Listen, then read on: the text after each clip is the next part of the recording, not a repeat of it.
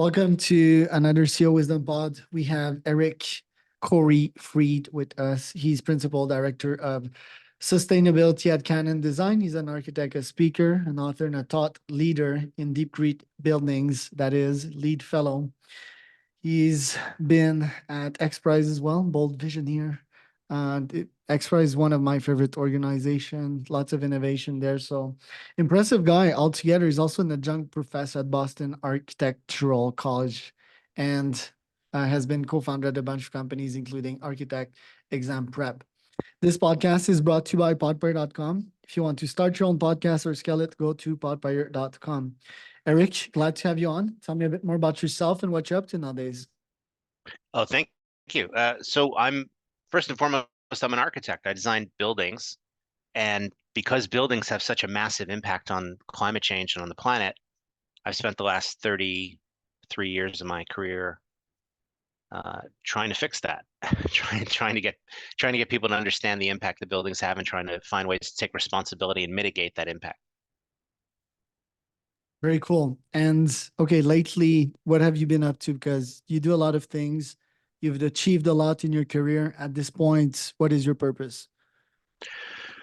Right now, I'm obsessed with three things, really, that is driving a lot of my focus. Number one is it possible to design buildings that affect your physiology? In other words, could you design a building that boosts immune response in patients in a hospital, lessens recovery time? Could you design a school that boosts student concentration or student performance? Could you design an office that boosts collaboration? Understanding all of those neuroarchitecture things and how we as architects can influence and impact people in the building, that's number one. Number two is this idea of, could we design a building to be truly regenerative? In other words, right now, every time we build a building, sadly, we're making things worse, right? We're digging the hole even deeper than what we have before, right? More resources, more energy, more consumption, more waste. What if we could not be bad, but instead be good? So that way, the more buildings we build, the more we're solving the problem. A building that's truly regenerative, that would absorb CO2, give off oxygen, fix nitrogen, provide nutrients or vitamins or something. And the more time you spend in it, the better you feel. The more buildings we build, the better off we are. What would a true regenerative approach look like? And then how can we scale this for our clients? Because I'm out there building real buildings for real clients. That's number two. And then the third one is the weirdest one. And this is what I did with XPRIZE, and this is what I've done TED Talks on. And it's this idea of, is it possible for us to grow a building, to manipulate DNA through synthetic biology to grow either building materials or grow, ideally, an entirely whole building? And we're making some progress on that, but it's going slowly. But in the 6-7 years that I've been working on this now, it's really become this full-fledged thing where we're using more and more bio-based materials and products in our buildings, not just because they're healthier, but also because they're typically zero carbon, they're infinitely renewable, and we can keep growing more and more. So those are my three kind of big bucket obsessions. Well, I answered your first question of like, are these possible? Hell yeah. To me, they all feel normal, maybe because that's my mind, but it just seems completely logic to me that buildings should be these living things and should have some form of intelligence, and 100% we can code cells to behave a certain way and have this kind of colony mentality to build and protect. And now, like, what type of cell is a great question. Is it like fungi? Is it, we always think of termites as well, but termites are not cells. They're like little beings. But I mean, we could use termites to maintain this whole thing. But yeah, let's start in order. The 1, 2, 3. So the first one, like in this house that I'm at here, there's views everywhere, and 100% that influenced my mental performance. It's like more freedom, right? Like me, I'm a freedom seeker. If you box me, I do think my performances are gonna fall by at least 5 to 10. It's not drastic. I did work between 4 walls before. But yeah, like how would you take that problem? How would you increase students' concentration or a CEO or a founder's output, because we've seen like Mark Zuckerberg design the one floor plan thing Mhm. where everyone could just walk and talk. I don't believe in that. I think that's way too chaotic. How would you actually do it? So there's architecture in and of itself, if you really think about it, is the world's second oldest profession. There's prostitution, I guess. That's the oldest. And then the second one was an architect who I guess presumably built a, I don't know, a brothel for them, I guess. But it dates I would back. argue slavery as one. Like slave would be the number one job, then Oh, prostitute. interesting. Uh, yeah, yeah. If you want to depress everybody, yeah, that's a good way to look at it. But That's what I'm studying nowadays. But yeah, go on. Sorry. but throughout the history of architecture, and recorded architecture goes back what, 7,000 years or so. We've done things that make you feel a certain way.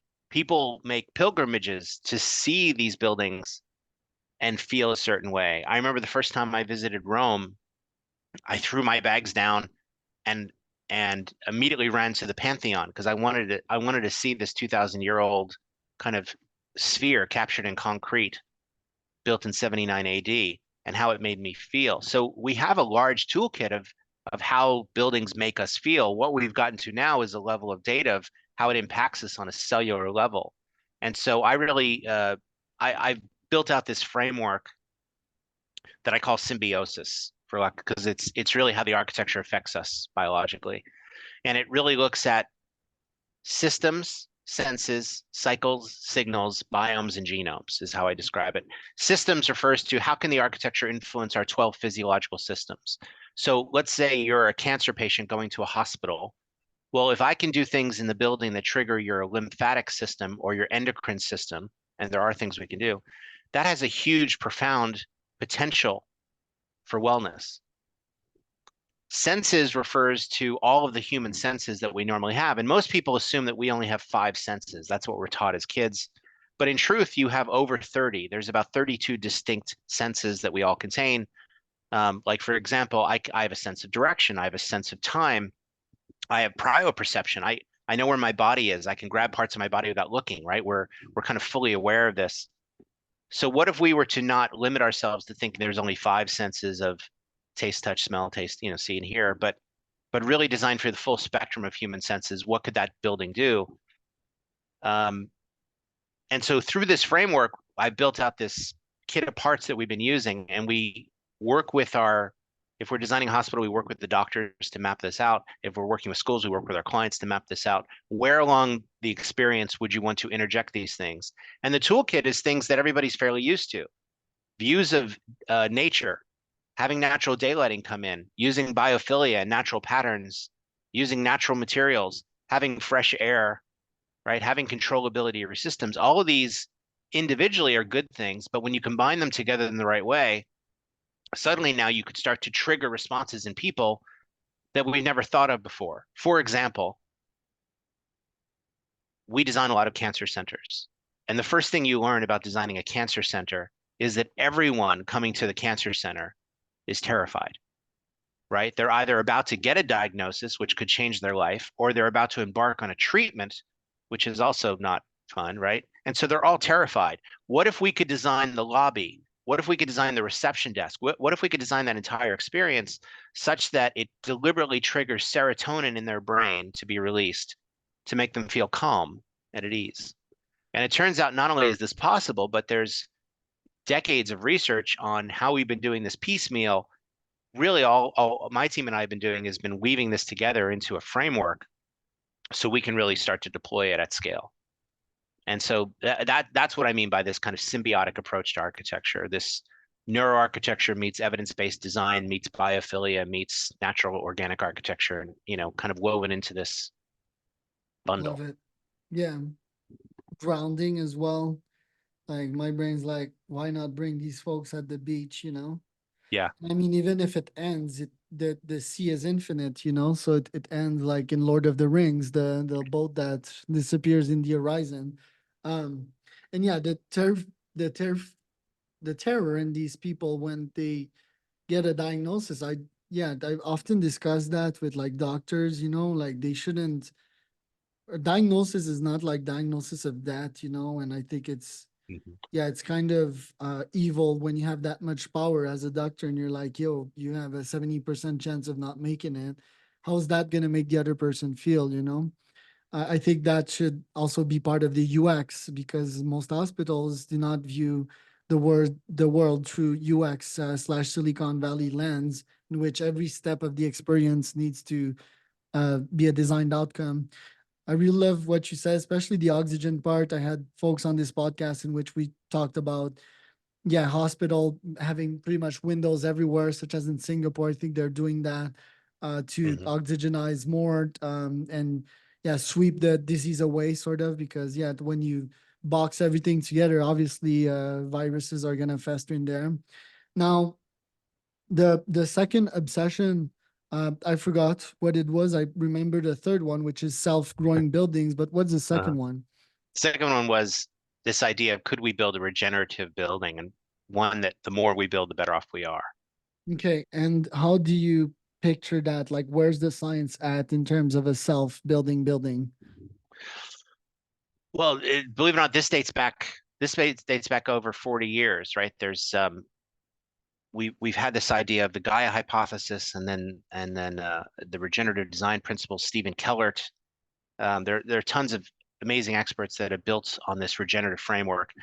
What my team and I have been trying to do is come up with very clear metrics of how you design that for a campus. So right now we're designing a lot of large campuses for clients, and so imagine a campus where you walk outside and um, you pick an apple off the tree and you eat it. You throw the apple core into a pile, knowing that it'll biodegrade and feed the nutrients in the soil. All the plants are um, essentially xeriscapes, so they don't need a ton of water and fertilizer. They grow naturally, and they're selected not just for their appearance, but now also because they have certain uh, capacities to absorb CO2, to fix the soil, to give off oxygen.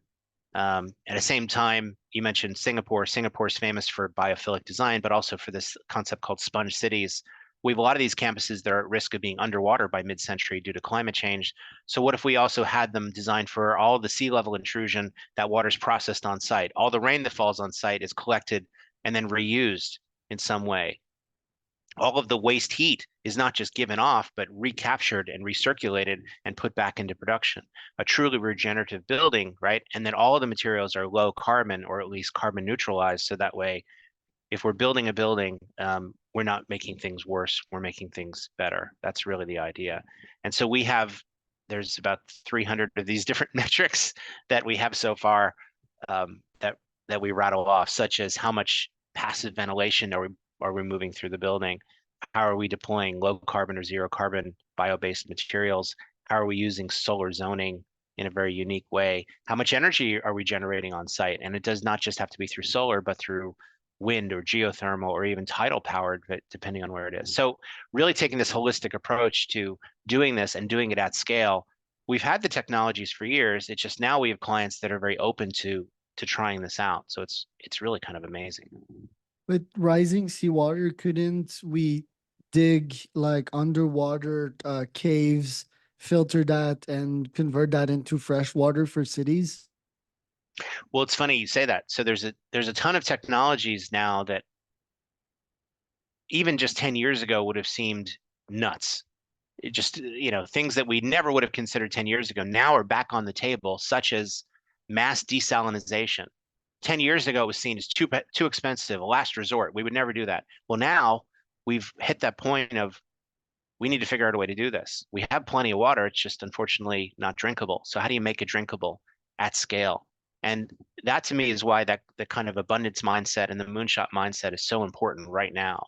This idea that you can put out these pernicious problems to the world and say, look, the first one that can solve this particular problem not only will become rich, but hopefully impact and save the lives of millions. And so we're facing some kind of unprecedented challenges for the first time, I think, as a species. But at the same time, I think we're up to the task. Right. For example, Mexico City, right? Like rumored that in a couple months from now we'll go out of water. Hmm. Um, would desalinization be the solution here? Would it be water through evaporation, for example? Why are these moonshots so hard? Like, let's say that I go see the Mexican city municipality and tell them, like, look, pay me 10, 15 million or 50 and I'll solve your water problem. What would I be dealing with here? Like a whole bunch of corrupted officials, and that wouldn't put the problem, that wouldn't solution the problem in like 10 years. How hard is it to fix a problem at this scale? Well, there's a number of cities that are facing the same thing. You know, in the U.S., the one of the forefronts of the climate crisis right now is Florida, and Florida, it's always been a very, very flat state. It is not very tall. It's mostly at sea level. They're already getting king tide flooding and sunny day flooding now. Um, I was I was talking to the mayor of Miami Beach, and he was saying that they're planning what's called managed retreat, which is really a fancy way of saying we're going to abandon the city of Miami Beach at some point in this century. That's crazy. And so to me, I'm in all of the above. Every solution is on the table as long as it doesn't distract us, right? So desalinization, we have an ability to do that. It's just expensive. And we also don't have a good solution of what to do with the brine that we get out of it. But I think those things are solvable. But there's also atmospheric water generation, right? AWG. One of my colleagues at XPRIZE, David Hertz, came up with something called Sky Source, and he found a way to do this deployable at scale to essentially harvest water from the air. And one of my favorite parts about that is if you remember Star Wars, that's what Luke Skywalker's family was. They were moisture farmers, right? So he's essentially developed a way to do moisture farming from the atmosphere. We're going to need these solutions, and we're going to need to deploy them at scale, unfortunately, very quickly. And corrupt or not, I'm hoping that when push comes to shove and there's a real crisis, that people will drop their self-interest and work for the greater good. But who knows? And what's your inspiration to take that many moonshots like that? Have you always been that way?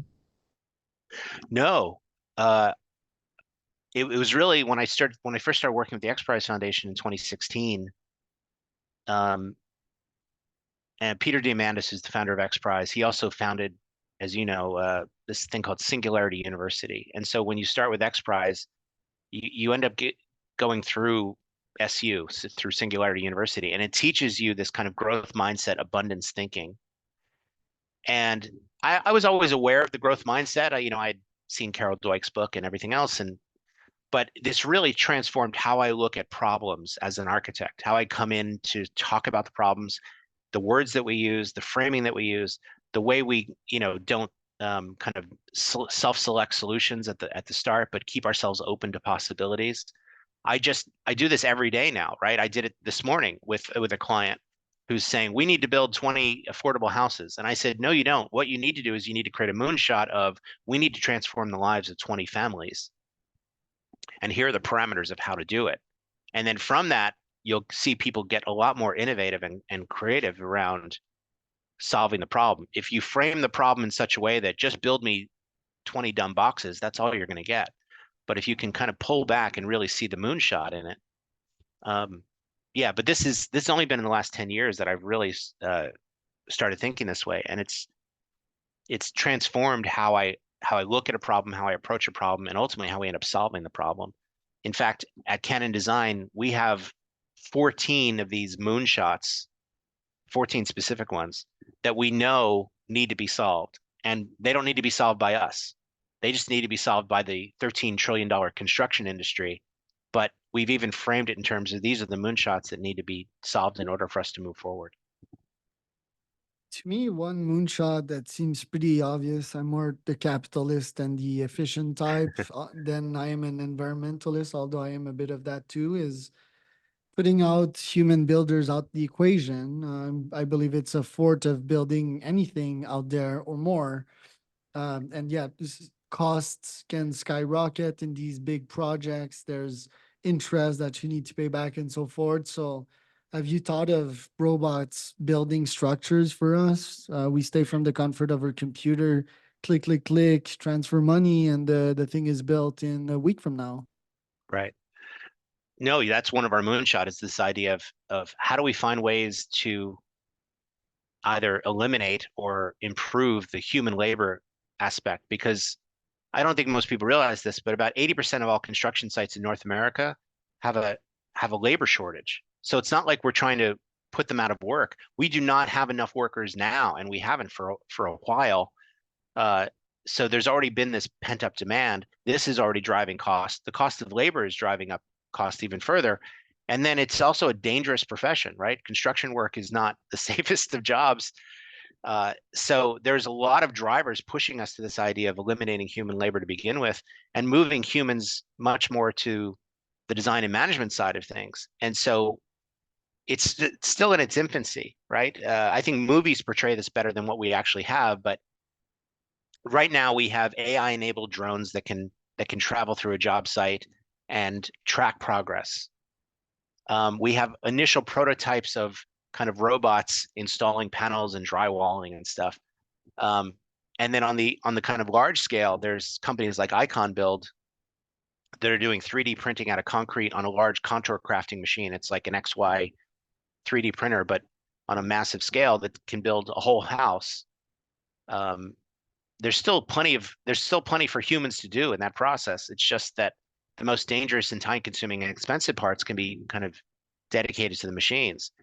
You know, Henry Ford came up with the assembly line 130 years ago, right? So I think we could start to do this on a meaningful way for construction and start to solve a lot of other problems we have around, you know, houselessness and affordability and the missing middle and all these other problems that we're facing. But you're absolutely right. Labor is a problem.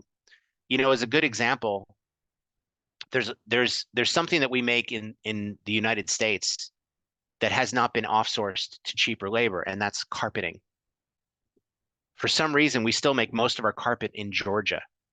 And when I asked the carpet manufacturers, why do we do that? What's special about Georgia?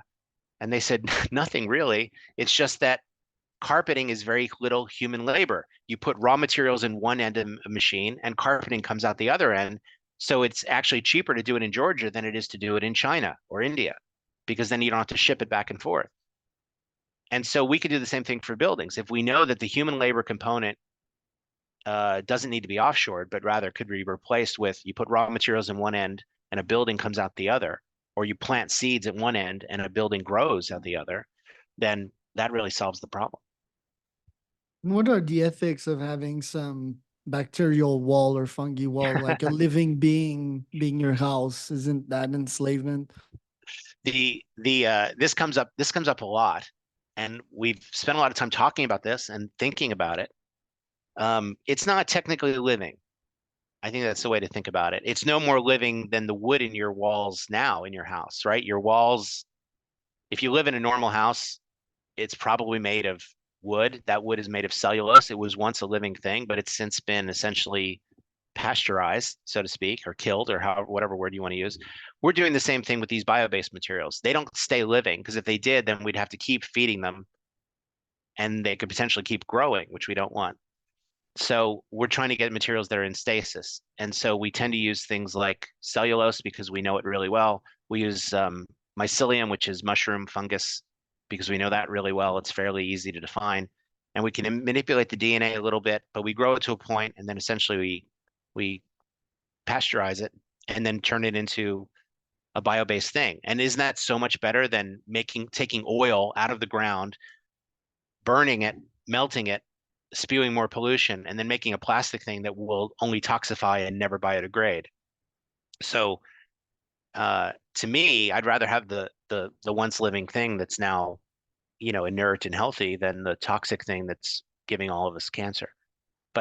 But there, you know, I think there's also an ick factor to it, right? People, when I talk about this idea of like growing a wall, um, I think people think that it's like, I don't know, watching them sleep or something, or that it would have a have a brain, or, you know, it's not, it's none of that. It's, you know, to me, it's very similar to genetically modified foods, right? I think that's more dangerous here.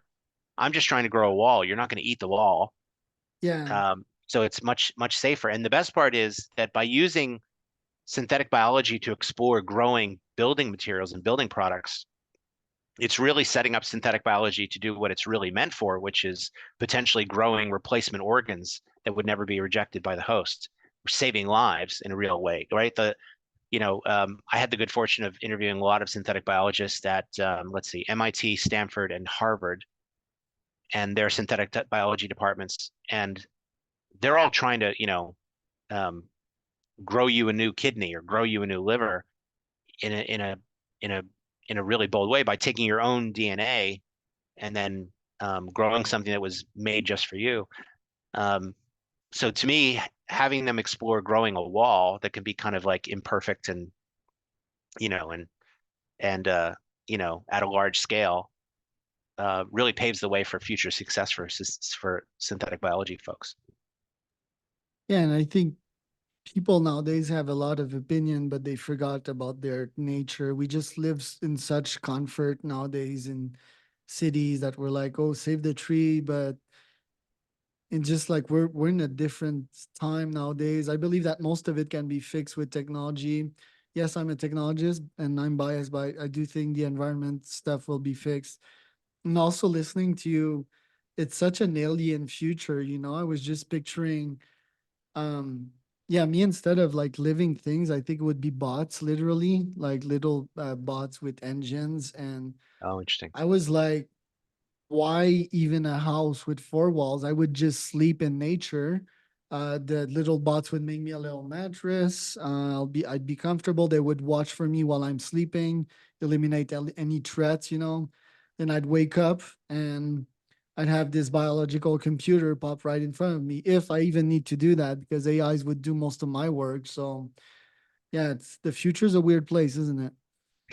Well, it's also fun. If you think about it, you are a biological computer. Literally, you're you know, a 5 to 6 foot. I don't know how tall you are in real life, but let's say you're 6 feet tall. You're a walking scaffold of collagen wrapped in muscle, and then a self-healing material called skin that if you cut it, it heals itself. It also respirates, right? It absorbs oxygen, gives off CO2. Like you're a walking biological computer. Nature has had this technology for 3.8 billion years, and I think that's the trick is seeing nature as the ultimate technology. Remember Arthur C. Clarke's famous quote? He said, any sufficiently advanced technology would be indistinguishable from magic, right? That was his famous quote. I would append that to be any sufficiently advanced technology is indistinguishable from nature. In that if we do our job correctly, you will not know where inside and outside begin and end. You only know that you're sheltered, that you're protected, you're safe from the storm, you're feeling comfortable, you're not freezing, you're not boiling, right? That's what the architecture could potentially be, is really innate with our biology. The trouble is that for the last 200 years, we've been building our shelters to be completely antithetical to our biology, filling them with toxic materials, building them in such a way that they pollute and kill our planet. And that's the paradigm that needs to change. Love everything I've heard, although I would argue that the greatest technology of our times is AI, and it's artificial by nature. It's alien. Also, it doesn't think like a brain.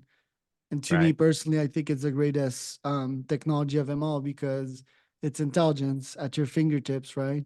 And I'm not sure why people aren't using ChatGPT or Claude, but yeah, it's the answer. It's a genie in a bottle, quite literally, and we're just at the beginning of it. So quite excited to see the development of that. And let's take AI for another of our next Next episode. time. Let's do that yearly. Where can people find out more about you, Eric? So the easiest way is canondesign.com. That's our main site. I'm also I kind of am off Twitter, but I'm on Threads and Instagram under Eric Corey Freed if you want to reach out and say hi. And then my TED Talks are on YouTube and all that other business. But otherwise, I'd love to engage any of you that are interested in this stuff in a cool way.